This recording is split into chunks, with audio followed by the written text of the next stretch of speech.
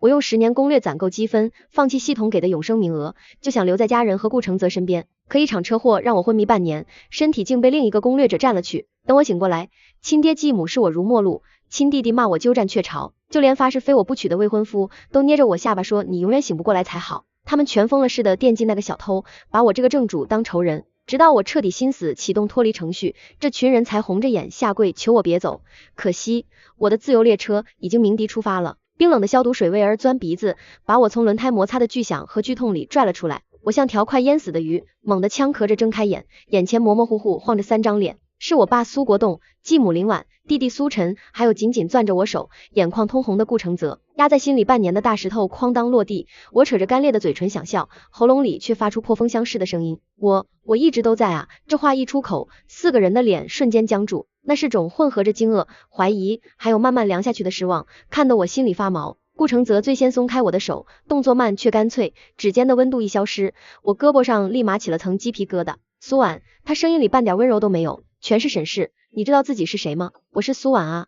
爸，是我。我慌了，挣扎着想坐起来，可四肢软得像没骨头，疼得厉害。苏国栋皱着眉，那双眼在商场上能看透人心的眼睛，这会儿跟扫描仪似的在我脸上扫来扫去。林婉悄悄往后退了半步，手捂着嘴，像是见了鬼。苏晨脸上的笑彻底没了，取而代之的是火冒三丈的困惑。婉婉，别开玩笑，你到底是谁？把微微弄哪儿去了？微微，白微微，一个陌生名字像冰锥扎进我太阳穴，脑子里突然响起系统的电子音，检测到宿主意识回归，警告：躯体昏迷期间被临时攻略者白微微征用182天，即完成基础情感链接任务，48小时前因极端情感胁迫方案失误，被动脱离。宿主此前未确认永久留住，默认选项完成攻略，结算返回，是否维持原选项？我总算明白他们眼里的冰冷是什么了，是失望。失望醒过来的是我，不是那个占了我身体、偷了我人生的白微微。这本来就是我的身体。我声音发颤，不知道是虚弱还是委屈。我从出生到现在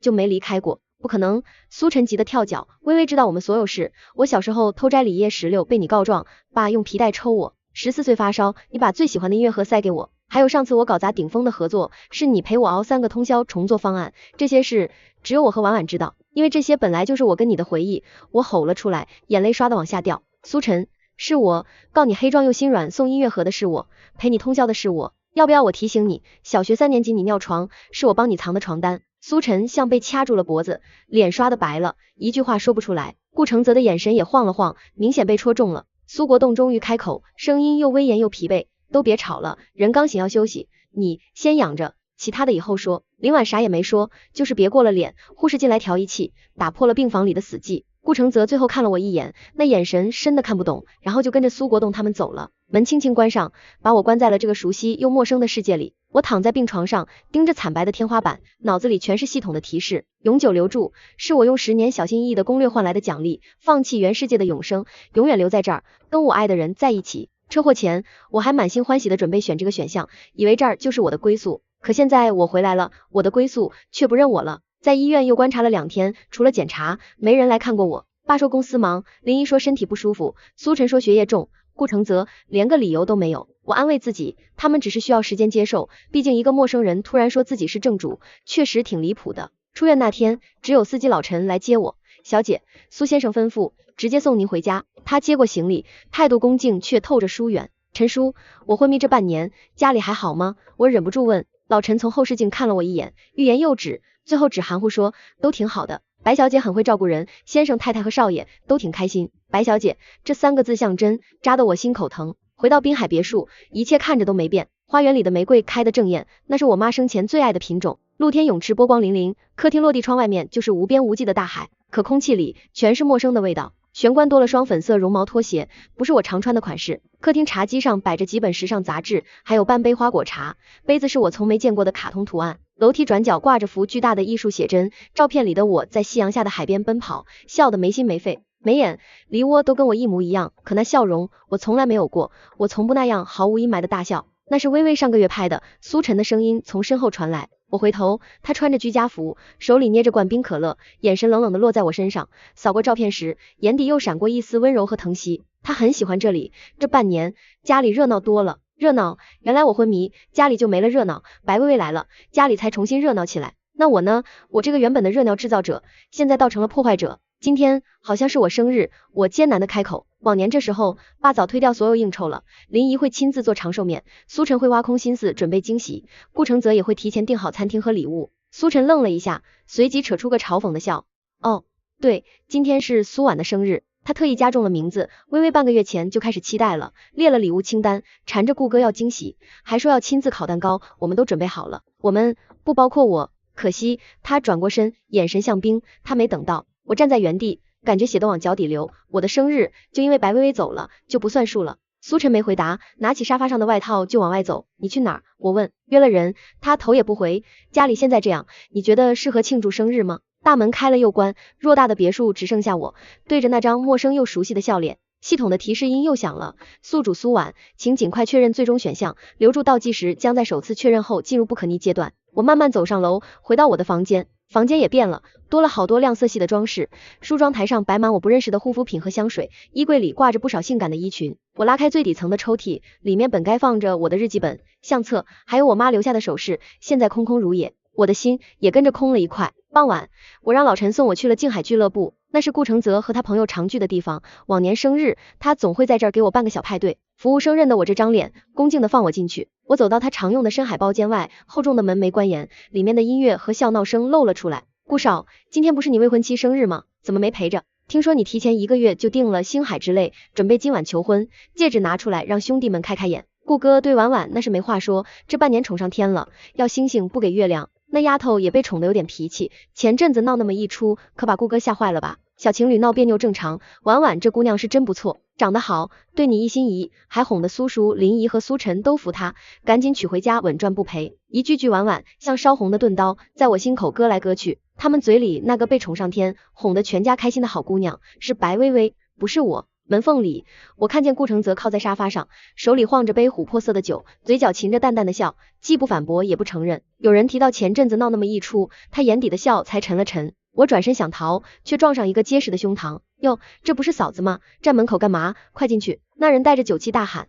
顾哥，你看谁来了？包间里的音乐瞬间调小，所有人的目光都齐刷刷投向我。顾承泽抬眼看来，嘴角的笑彻底没了，眼神在昏暗的灯光下晦暗不明。我被半推半嚷的进了包间，各种祝福声扑面而来，我像个误入舞台的小丑，接受着本该属于别人的喝彩。顾承泽放下酒杯，站起身朝我走来，拉起我的手腕，力度不大却不容抗拒，跟我出来。我们走到临海的露台，海风很大，吹得我头发乱飞，眼睛发涩。你来干什么？他松开手，倚在栏杆上点了支烟，猩红的火光在夜色里明灭。今天是我生日，我看着他的侧脸，这个我爱了5年的男人。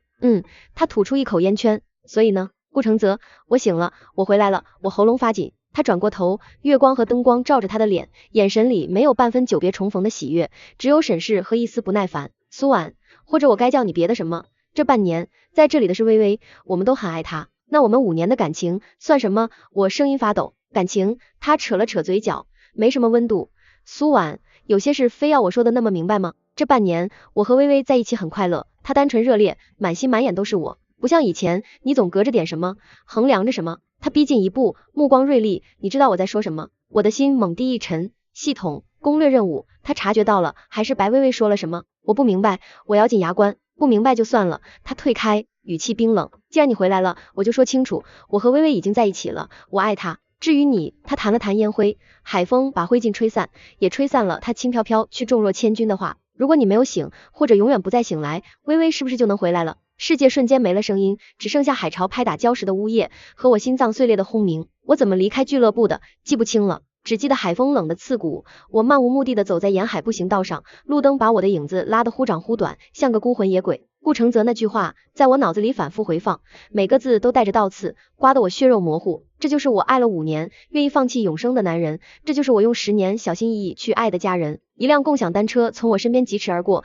车把刮到了我的手臂，我本就心神恍惚，一下没站稳，摔在地上，手机飞了出去，屏幕摔得4分5裂，膝盖和手肘火辣辣的疼，血珠混着沙粒渗了出来。骑车的少年慌慌张张道歉，几个路人把我扶到路边，劝我去医院，让我给家人打电话。我看着黑屏的手机，扯了扯嘴角，笑比哭还难看。最后是路人帮我叫了出租车，送到了市立医院急诊，清创、消毒、打破伤风。医生说伤口有点深，需要缝针。我坐在急诊室的椅子上，看着缴费单，身无分文，手机坏了用不了支付软件，银行卡也不知道还能不能用。能先处理吗？我联系家人来缴费。我低声问。护士看我狼狈，眼神软了些，赶紧联系吧，伤口不能等。我接了护士站的座机，先打给苏晨，想了很久没人接，又打给林怡，电话通了，她的声音温和却疏远。喂，哪位？林怡，是我苏婉，我在医院摔伤了，需要缝针，能不能？医院？他顿了顿，透着点烦躁，怎么这么不小心？我和你爸在参加慈善晚宴，走不开，我让老陈过去一趟。好，谢谢林怡。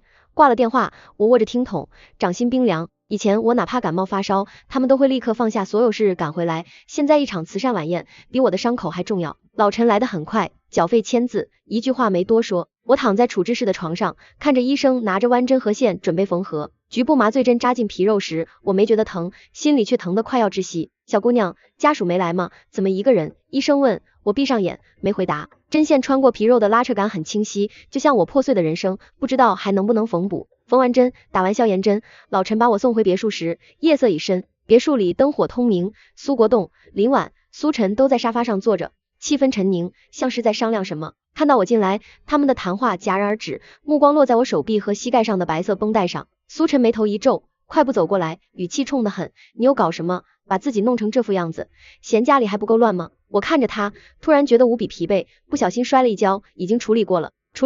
他上下打量我，眼神里没有关心，只有怀疑。在哪里处理的？谁陪你去的？你该不会是想用苦肉计博取同情吧？苦肉计，博取同情，原来在他眼里，我连受伤都是别有用心的算计。苏晨，在你心里，我现在就是这么不堪的人，是吗？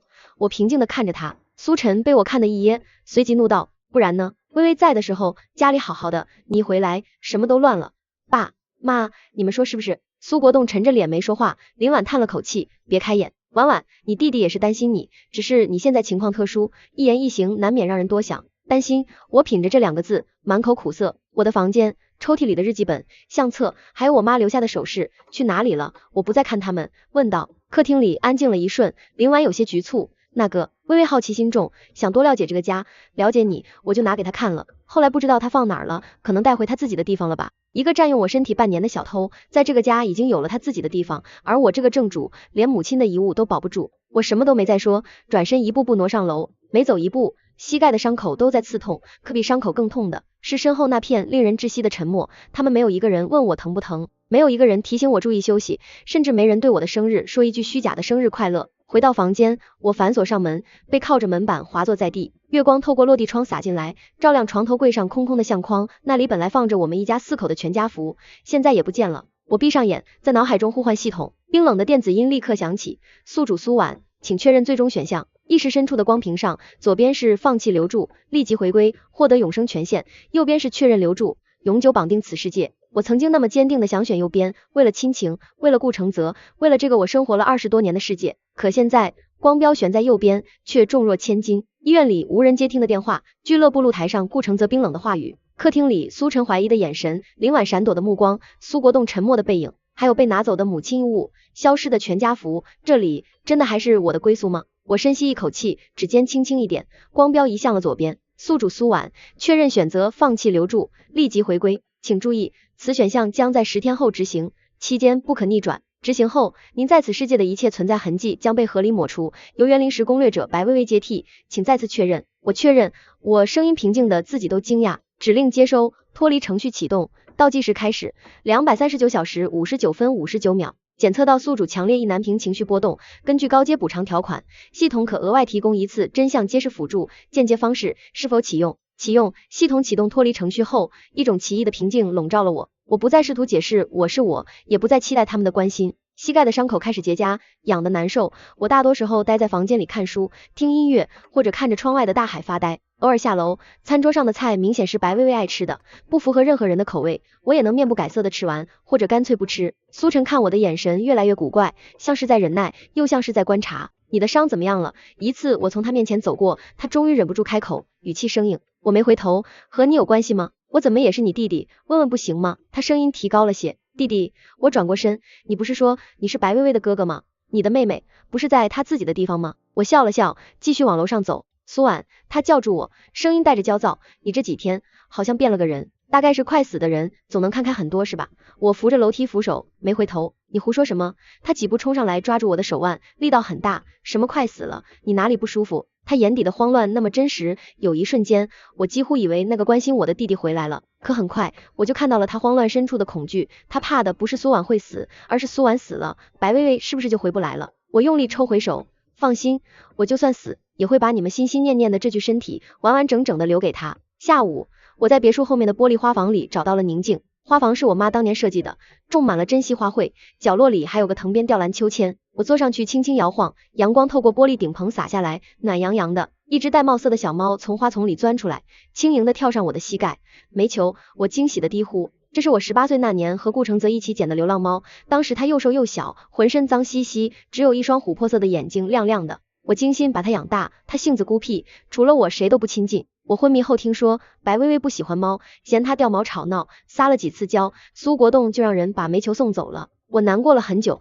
没想到它竟然自己找回来了。煤球在我怀里蹭了蹭，喉咙里发出咕噜声，还用小脑袋轻轻顶了顶我膝盖上的纱布。它记得我，在这个所有人都把我当陌生人的世界里，至少还有这个小家伙认得我，亲近我。我抱着它，把脸埋在它柔软的皮毛里，眼眶发热。对不起，煤球，以前没保护好你，以后也没机会了。花房门口传来脚步声，苏晨站在那里，脸色复杂的看着我和煤球。他怎么回来了？他问。这里本来就是他的家，是你们把他赶走的。我抚摸着煤球，微微对猫毛过敏。苏晨辩解，所以就可以随意抛弃一条生命。我打断他，不是抛弃，是送给喜欢猫的朋友了。那家人对他很好，是吗？我抬眼看他，你口中很好的朋友，上个月移民，把煤球遗弃在动物救助站了。是救助站根据芯片联系了老陈，老陈看他可怜，才偷偷带回来藏在花房养的。苏晨愣住了，显然不知道后续，他看向煤球，煤球警惕地竖起尾巴，往我怀里缩了缩。苏晨张了张嘴，最终什么也没说，转身离开了。我抱着煤球在花房待了一下午，直到天色渐暗才回去。晚餐时气氛比以往更沉闷，苏国栋接了个电话，脸色难看的提前离席。林晚吃的心不在焉，苏晨总用探究又烦躁的眼神偷瞄我。我喝完汤，放下勺子，爸妈，苏晨，今天是我决定离开的第7天，倒计时还有3天。林婉手里的筷子啪的掉在桌上，苏晨猛地站起身，苏婉，你又在玩什么把戏？什么离开？什么倒计时？苏国栋也停住脚步，回头看我，眉头紧锁，字面意思。我凝视着他们的目光，我不会再留在这里碍你们的眼，占着白薇薇的位置。3天后我会彻底消失，到时候你们想要的女儿、妹妹就会回来。你疯了！苏晨冲过来想抓我的肩膀，被我躲开。我很清醒，我说这个家已经没有我的位置了，我累了，不想争，也不想让你们为难。林婉脸色惨白，捂着胸口发抖。婉婉，你别吓我们，你要去哪里？怎么消失？你难道要……放心，不会弄脏这房子，也不会损坏这具身体。我扯了扯嘴角，我会走得干干净净，把它完完整整的还给你们。不行！苏晨低吼，我不允许，你哪里也不许去。你凭什么不允许？我反问，凭你是我弟弟，可你不是已经选择做白薇薇的哥哥了吗？苏国栋走回来，沉声道，胡闹，苏婉，你是苏家的女儿，你的去留关系到2家联姻和公司稳定，又是公司又是联姻，在他眼里，我首先是个筹码，其次才是女儿。联姻和顾承泽吗？我笑了，他爱的是白薇薇，要娶的也是白薇薇，我算什么？一个顶着相同面孔的替身。苏先生，用女儿的幸福换商业利益，一次就够了，你还想卖第2次？你，苏国栋勃然大怒，抬手想打我，却最终僵在半空。3天，我重复道，还有3天，这3天请你们不要打扰我，让我安安静静度过最后的时间。说完，我不再看他们的反应，转身上楼。回到房间，我靠在门板上，心跳得很快，手也在发抖。可奇怪的是，并没有想象中那么难过，反而有一种近乎残忍的解脱感。煤球跟了进来，用冰凉的小鼻子蹭我的脸，我抱着他，煤球，只有你了，可惜我也快要离开你了。不过别怕，系统答应过我，会给你找个最好的归宿，你会忘记我，在充满爱的新家里快乐过完一生。窗外夜色渐浓，海面上轮船的灯火缓缓移动，像坠落的星辰。我的倒计时在1分1秒的流逝，而他们的慌乱才刚刚开始。倒计时第2天一大早，我就被压抑的哭声和焚香的气味弄醒了。别墅里弥漫着诡异的气氛，我走下楼，看到客厅原本放艺术品的地方，被临时布置成了简陋的灵堂。正中央的桌子上铺着黑布，摆着个空的黑檀木骨灰盒，上方挂着一幅巨大的黑白照片，照片里的我穿着白长裙，在海边回头微笑，眼神清澈，笑容灿烂，是白薇薇。他们竟然在家里给白薇薇设了灵堂。苏国栋、林婉、苏晨都穿着黑衣，胸前别着白花，神色哀戚地站在灵堂前。林婉哭得站不稳，靠在苏国栋怀里，苏晨红着眼眶，死死盯着照片。苏国栋也面容憔悴，眼眶深陷，空气中飘着纸钱燃烧的焦糊味。这一幕荒诞的让我想笑，他们在悼念一个占用我身体半年的小偷。而真正的我就站在他们身后，像个无声的幽灵，旁观着自己的葬礼。爸妈，我给薇薇带来了她最喜欢的白玫瑰。苏晨把一束白玫瑰放在骨灰盒前，声音哽咽，他说白玫瑰像她，纯洁无瑕。我的薇薇啊，你怎么这么狠心丢下妈妈？林婉哭喊着。苏国栋搂着她叹气，是爸爸没保护好你。他们完全沉浸在自己的悲伤里，根本没注意到我，或者说注意到了也不在乎。我看了一会儿，转身准备离开。站住！苏国栋沙哑的声音响起，我停下脚步，没回头。过来，他语气带着命令，给你妹妹上炷香，磕个头。我慢慢转过身，我母亲只生了我一个女儿，我哪来的妹妹？苏婉，苏晨怒视着我，到这时候你还嘴硬。微微这半年带给这个家的温暖快乐，比你过去20年加起来都多，她就是苏家的一份子。现在她因为你回不来了，你连给她上炷香都不肯，因为我笑了，是我让她占用我的身体，是我让她跳海假死完脱了。如果不是你突然回来，她怎么会走？苏晨吼道，你就是入侵者，是你把她挤走的。入侵者，原来在我的家里，我成了入侵者。所以你也要我给这个偷走我人生、抢走我未婚夫、害得我的猫被遗弃的小偷下跪磕头。我看向苏国栋，苏国栋脸色阴沉，他不是小偷，他是我们的女儿。苏婉，今天你必须给薇薇上香，这是你欠她的。我欠她，我觉得荒谬绝伦，我欠她偷走我的人生，欠她抢走我的未婚夫，还是欠她害得我的猫被遗弃。你，苏国栋被激怒，挤不上前抓住我的胳膊，把我往灵堂前拖，给我跪下。他力气很大，我挣扎不过，膝盖撞地板上，发出沉闷的响声，伤口处传来撕裂般的剧痛。我倒抽一口冷气，煤球不知从哪里跑出来，看到我被按在地上，发出尖锐的嘶叫，扑上来想抓苏国栋。畜生！苏国栋一脚踢开煤球，煤球被踢得翻滚出去，撞在茶几腿上，发出痛苦的呜咽。煤球，我目眦欲裂，想爬起来，却被苏国栋死死按住肩膀。今天你跪也得跪，不跪也得跪，给薇薇磕头认错，不然我就让这只该死的猫下去陪她。苏国栋厉声道。林婉别过脸流泪，苏晨攥着拳，眼神挣扎，却没上前。我看着蜷缩在角落瑟瑟发抖的煤球，看着白薇薇那张笑靥如花的黑白照片，看着这3个我曾经视为至亲的人冰冷疯狂的脸，膝盖的伤口裂开了，微热的液体渗透纱布，黏腻一片，可比不上心里那片血肉模糊的荒芜。好，我听见自己异常平静的声音，我跪。苏国栋松开手，我直起身，目光落在空骨灰盒和照片上，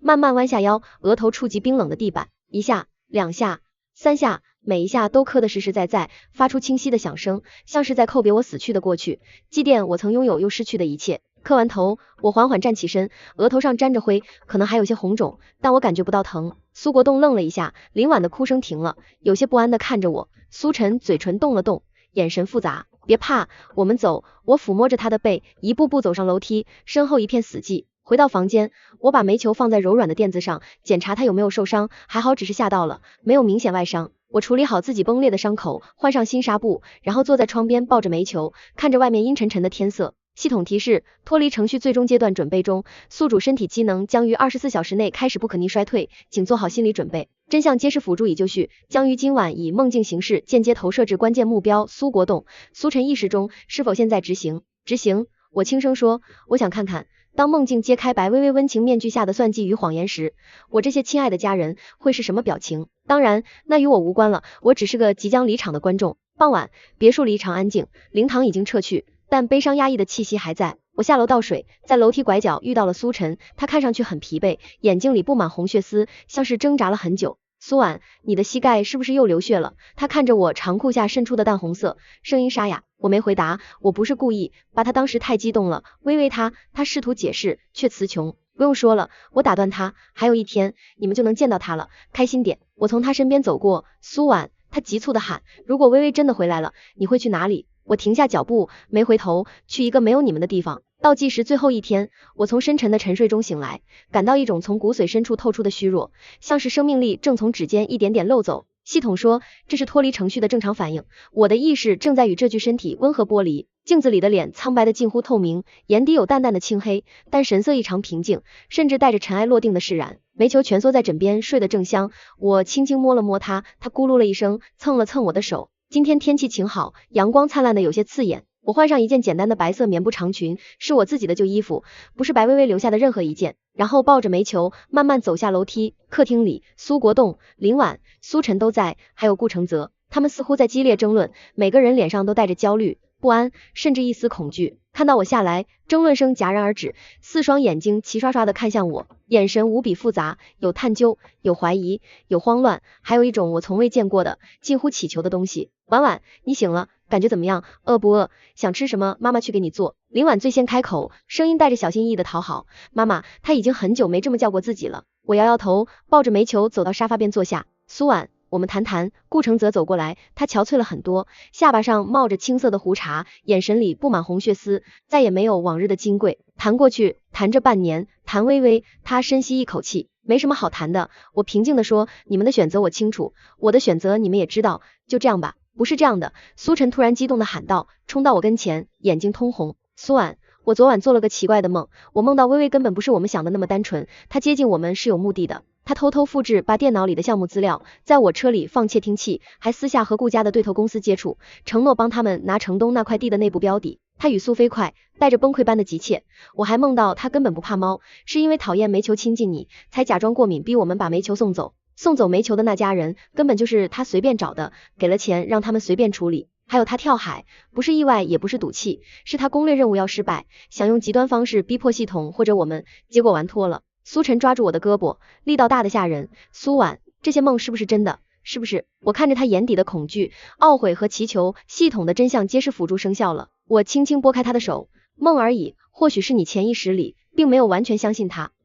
不是梦。苏晨摇头流泪，那种感觉太真实了，爸也做了类似的梦，对不对？苏国栋脸色铁青，双手紧握成拳，微微颤抖，没有否认。显然他也梦到白薇薇如何巧言令色，如何许下吞并顾家产业的空头承诺，又如何向顾承泽示好，提供苏家把柄。梦到他如何哄得林婉团团转，许诺帮他巩固在苏家的地位。梦到他如何周旋在他们之间，用谎言编织陷阱，用虚假情感换取利益和机密。他们终于开始怀疑，开始害怕，开始意识到自己这半年倾注的宠爱和信任，可能喂大了一条贪婪而危险的毒蛇。而这条毒蛇是他们亲手迎进门，还为此赶走了自己真正的亲人。婉婉，顾承泽的声音干涩，我查过一些事，白薇薇私下接触过赵家的人，也试图套取顾氏的核心数据，虽然没成功，但他的意图，我承认，我被他骗了。他走到我面前，缓缓蹲下，仰头看着我，这个向来高傲的男人，此刻姿态低得近乎卑微。是我混蛋，是我眼瞎，我不该说那些混账话，不该那样对你。这半年我像中了蛊一样，我甚至想过，他哽住了，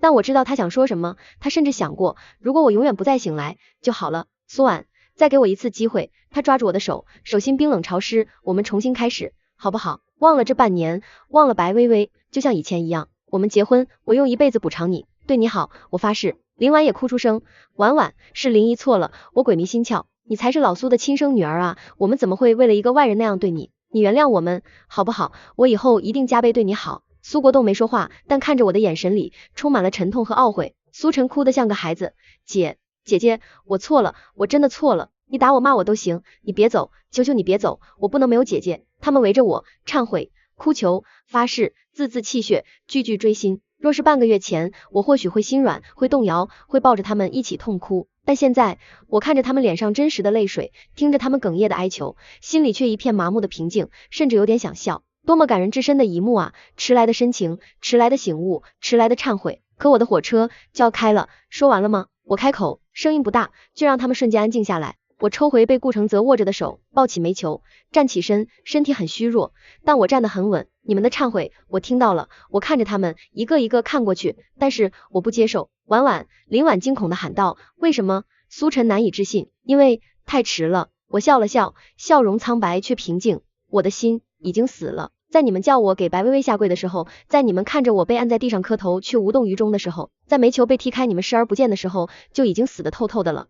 死掉的心是活不过来的，而且我的火车就要开了。什么火车？你要去哪里？顾承泽急切地问。我送你，我陪你去哪里都行，去一个你们永远也找不到的地方。我说，至于火车，我侧耳倾听，远处似乎真的传来了隐隐约约的悠长的汽笛声，穿透城市的喧嚣，穿过别墅的玻璃窗，清晰地回荡在客厅里，呜呜低沉悠远，带着驶向未知的决绝。他们显然也听到了，脸色瞬间惨白。不要！林婉腿一软，瘫倒在地。苏晨想冲过来拉我，却被一股无形的力量挡开，踉跄着后退几步。苏国栋猛地站起身，老泪纵横。婉婉，爸爸错了，爸爸给你跪下，求你别走。他做事要贵，我摇了摇头，不必了，养育之恩，我用苏氏集团这10年翻了3倍的市值，还有那份足够你们任何人安稳度过下半生的信托基金，还清了。生身之情，我摸了摸心口，就用这条，你们已经不在乎的命吧。汽笛声再次响起，越来越近，仿佛就在门外。我的身体开始变得轻盈、透明，